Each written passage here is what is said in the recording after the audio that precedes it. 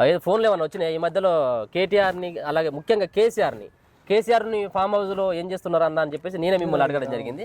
So దానికి మీరు కొన్ని వ్యాఖ్యలు చేయడం జరిగింది. ఏమైనా ఫోన్స్ వచ్చి ఎట్లా ఉంది, అది చాలా మంది వ్యూవర్షిప్ వచ్చింది, చాలా మంది వీడియోని చూడడం జరిగింది. ఏమైనా ఫోన్లు వచ్చినాయా? వందల కాల్స్ వస్తున్నాయి. రాత్రి 10:30కు 11 గంటలకు 12 గంటలకు ఫోన్ చేస్తారు.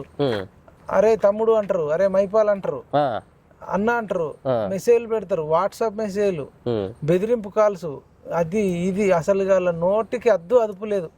ఎందుకని మీరు అడగలేదు, దేనికోసం అంటున్నారు? అసలు వాళ్ళు మనం మాట్లాడినారు ఇక నువ్వు కేసీఆర్ తాగుతేంది, కేసీఆర్ తింటేంది, కేసీఆర్ తాగంగా చూసినావా, కేసీఆర్ తినంగా చూసినావా, కేసీఆర్ ను పట్టుకొని బాత్రూమ్ కు ఉచ్చవస్తాడంటవా, మరి ఎడబోస్తారు మరి బాత్రూమ్ అంటే ఇక ఇట్లా అంటారు.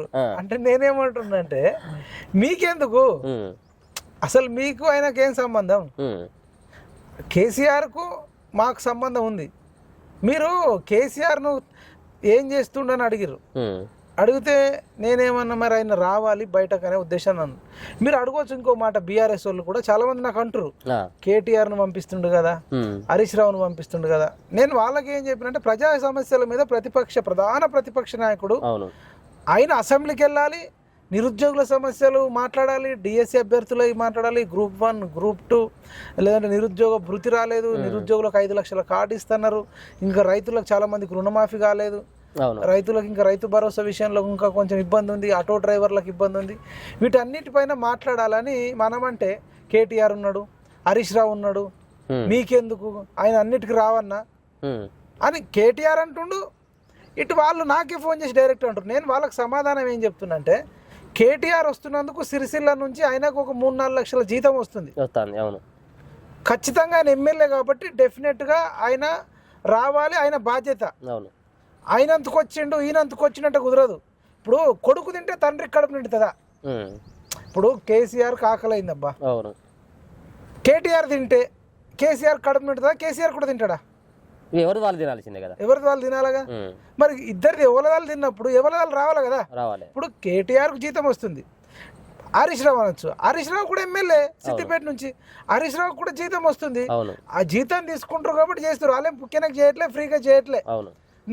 మీకు నిజంగా చిత్తశుద్ధి ఉంటే ఇగో కేటీఆర్ హరీష్ రావు వచ్చి మా జీతాలు ఇద్దరం రిటర్న్ ఇస్తున్నాం, ఇగో ఇది మా మామంతుకు చేస్తున్నాను అల్లుడు అనాలి, మా నాన్నంతుకు చేస్తున్నాను కేటీఆర్ అనాలి. ఒకవేళ ఇప్పుడు కేసీఆర్ సైతం కూడా ఒకవేళ పార్టీకి పదవికి కనుక రాజీనామా చేసినట్టు అయితే ఆయన గురించి మనం ప్రస్తావించాలి. సంబంధం ఆయన అంతే కదా. ఇప్పుడు రాజీనామా చేసేస్తే ఇంకొకటి గెలుస్తాడు, ఇంకొకటి గెలిస్తే ఆ గజ్వేల్ తరపున ఫస్ట్ ఎమ్మెల్యే RRRకు సంబంధించిన వాళ్ళు నా దగ్గరకు వస్తారు.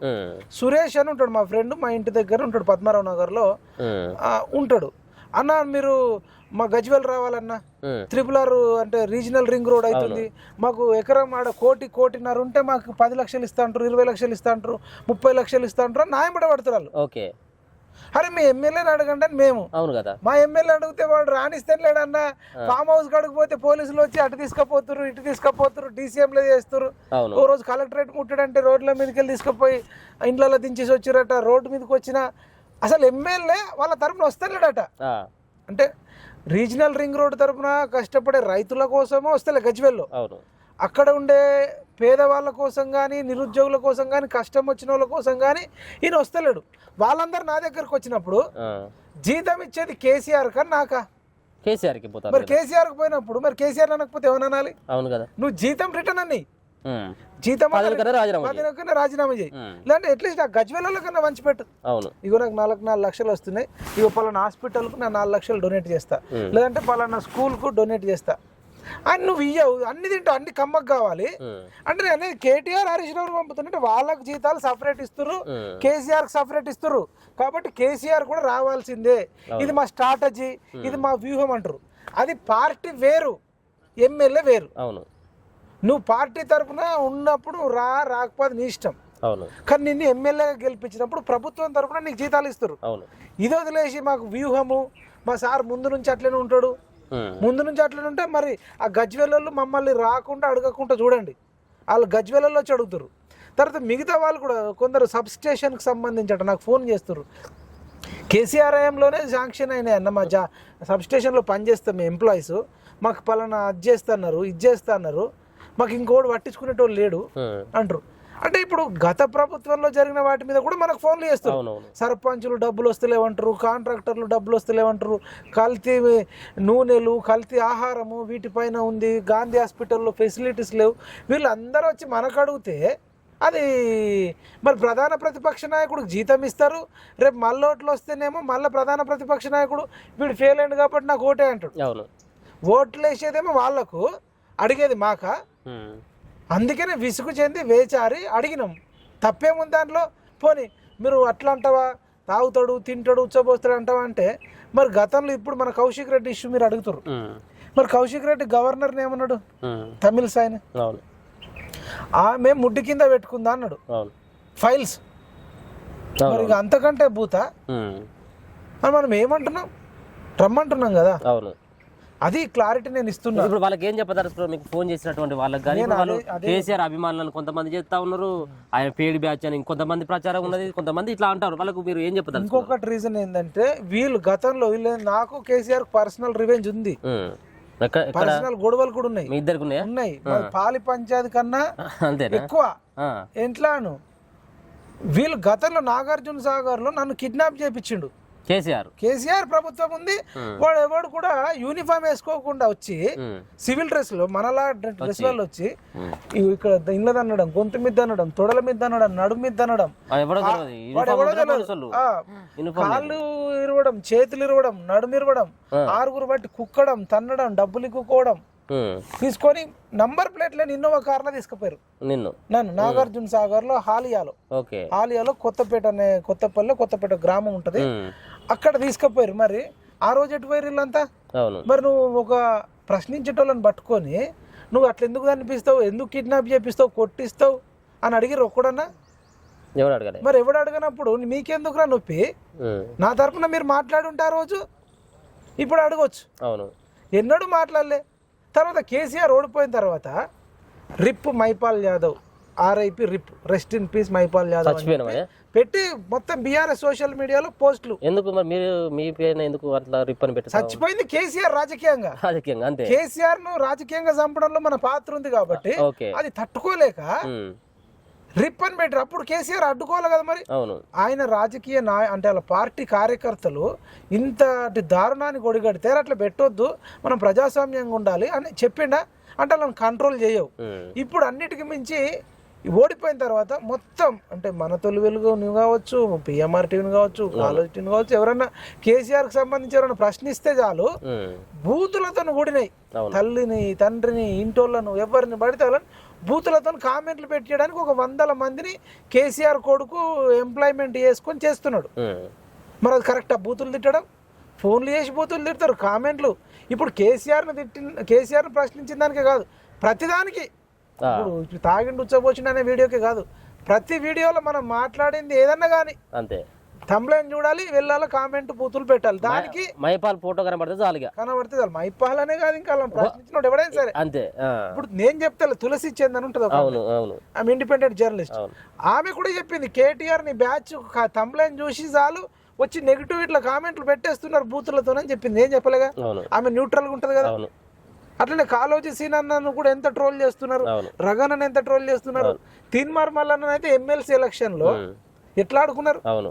సరే ఆయనను కూడా మీరు విమర్శించండి తప్పు చేస్తే గానీ, అసలు ఆయన మీద బూతులు ఇష్టం వచ్చినట్టు అంటే మరి ఆయనని మీరు ఎన్నన్నా తిట్టచ్చు, మమ్మల్ని మీరు ఎన్నన్నా తిట్టచ్చు. రగన్న మీద కూడా చాలా ప్రచారం చేసిర్రు, చాలా తిట్టిర్రు.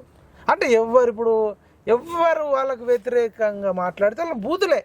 ఒకవేళ ఆయన కనుక అసెంబ్లీకి వచ్చి గజ్వేల్ ప్రజలకి రోజు కలిసేటువంటి ప్రయత్నం చేసినప్పటికీ కూడా మనం మాట్లాడకపోతాం. అరే కేసీఆర్ కనబడతా ఉన్నాడు, అసెంబ్లీకి వస్తాను కాబట్టి ఆయన గురించి మనం ప్రస్తావించకపోతాం. ఆయన 2 చేయాలి అనిల్. ఒకటి రావాలి అసెంబ్లీకి, మాట్లాడాలి, ప్రజాస్వామ్యబద్ధంగా ప్రజా సమస్యల కోసం కొట్లాడాలి, జీతం తీసుకోవాలి, ఉండాలి. రెండోది వాళ్ళ బీఆర్ఎస్ బ్యాచ్లు ఉండే ఇప్పుడు ఎవరినైతే ఎంప్లాయ్మెంట్ పెట్టుకొని పేడ్ బ్యాచ్ పెట్టుకున్నారు కొందరు వాలంటీర్ గా కూడా ఆయనకు అభిమానులు ఉన్నారు, వాళ్ళు కూడా కావచ్చు. నువ్వు ఏం చెప్పాలి, పిలుపునియాలి, ఒక పత్రం విడుదల చేయి. మీరు ఎవరిని కానీ బూతులతోని వాళ్ళ కుటుంబ సభ్యులను కానీ వాళ్ళని కానీ బూతులతో కనుక తిడితే నా పార్టీ నుంచి సస్పెండ్ చేస్తా అని నువ్వు చెప్పు, అసెంబ్లీకి రా. తర్వాత ప్రజా సమస్యల మీద ఒకరోజు జ్వరం వస్తుంది, 2 రోజులు జ్వరం వస్తుంది, వారం రోజులు జ్వరం వస్తుంది, నెల జ్వరం వస్తుంది అనుకో, అరే సంవత్సరంన్నర నుంచి నువ్వు రాకపోతే అడగొద్దా? అడగాల్సిందే కదా. తెలంగాణలో ఉన్నాడు కాబట్టి అడుగుతున్నాం, తెలంగాణ పౌరులం కాబట్టి అడుగుతున్నాం, ఈయనకి ఇచ్చే జీతంలో మా డబ్బులు కూడా ఉన్నాయి కాబట్టి అడుగుతున్నాం. అవును ఒక రోజు టీచర్ జాబ్ రాకపోతే ఆయనకు ఓ రోజు కట్ చేస్తారు, అవును నెల రోజులు రాకపోతే కట్ చేస్తారు, 6 నెలలు రాకపోతే సస్పెండ్ చేస్తారు, అవును 1 ఇయర్ రాకపోతే ఇంకా జీతం కట్ చేస్తారు. ఒక టీచర్ చదువు చెప్పకపోతే డబ్బులు ఇయ్యరు. ఒక డాక్టర్ గవర్నమెంట్ హాస్పిటల్లో డాక్టర్ కానీ ప్రైవేట్ హాస్పిటల్లో కానీ నువ్వు వచ్చి రెగ్యులర్గా పేషెంట్లను చూడకుండా ఆపరేషన్లు చేయకుండా హాస్పిటల్కి రాకపోతే డాక్టర్కు ఇయ్యరు. అట్లనే ఇంజనీర్కైనా ఎంఆర్ఓకైనా ఒక ఎస్ఐ ఉన్నాడు అనుకోండి, పోలీస్ స్టేషన్లో ఎస్ఐ, ఒక కానిస్టేబుల్, ఒక సంవత్సరంన్నర డ్యూటీకి రాకుండా నాకు జీతం ఇవ్వమంటే ఇస్తారా? ప్రభుత్వం ఇయ్యదు కదా. మరి వాళ్ళకు వర్తించేది నీకెందుకు వర్తించది? నువ్వేమైనా స్పెషలా? నీకు 2 చేతులు ఉన్నాయి, 2 కాళ్ళు ఉన్నాయి, 2 కళ్ళు ఉన్నాయి, ఒక ముక్కు ఉంది, నీకేంది స్పెషల్ అంటున్నా? నాకు అనిల్ నాకు ఇప్పటికి అర్థం కాదు. అంటే చట్టంలో ప్రాబ్లం ఉందా, రాజ్యాంగంలో ప్రాబ్లం ఉందా, అయినా మెదల్లో ప్రాబ్లం ఉందా? అసలు స్పీకర్ కూడా స్వచ్ఛందంగా తీసేస్తే అయిపోతుంది. అవును అంటే ఒక చట్టం అన్న తీసుకురావాలి. ఎవరైతే అట్లీస్ట్ వారంలో 2-3 రోజులన్నా పబ్లిక్లో కనబడకపోతే, ఒకవేళ రాలేదనుకో, ఇగో నేను ఈ పలానా కారణం చేత రాలేకపోతున్నాను లీవ్ లెటర్ పెట్టాలి. అవును టీచర్ రానందుకు హెడ్ మాస్టర్కు పెడతాడు, అవును అట్లనే డాక్టర్ అయినా వాళ్ళ హెడ్కు పెడతాడు. ఈవెన్ స్టూడెంట్ కూడా చదువుకునేటోడు కూడా రాకపోతే నేను పలానా కారణంతో నేను స్కూల్కు రాలేకపోతున్నాను, నాకు సెలవు ఇప్పియండి అంటాం. నువ్వు కూడా స్పీకర్కి అడుగు కదా, నాకు ఈ కారణం, నాకు కడుపు నొప్పి వచ్చింది, లేదంటే నాకు కాళ్ళ నొప్పులు వచ్చినాయి, నాకు ఫైల్స్ వచ్చింది, లేకపోతే నాకు క్యాన్సర్ వచ్చిందో, ఇంకేదన్నా వచ్చిందానో నువ్వు ఒక లెటర్ రాయి. 15 రోజులుగా, 10 రోజులుగా, నెల రోజులకు రాయి. అది కూడా స్పీకర్ గమనించి సెర్చ్ చేసి నేను చెప్పేది నిజమా అబద్ధం అని కన్ఫర్మ్ చేసుకొని 1 నెలనో 2 నెలలో 3 నెలలు ఇస్తాడు. ఒకవేళ నీకు దీర్ఘకాలిక వ్యాధి వచ్చింది అనుకో, 2 ఏళ్ళు రాలేను, 3 ఏళ్ళు రాలేనప్పుడు గో టు రిజైన్ చేసి పత్రం ఇచ్చిన తర్వాత నేను ఎవడన్నా అడుగుతా అడుగు. నువ్వు ఎమ్మెల్యేకి రిజైన్ చేయు, నువ్వు బీఆర్ఎస్ పార్టీ హెడ్ అయినా కానీ నేను ఒక మాట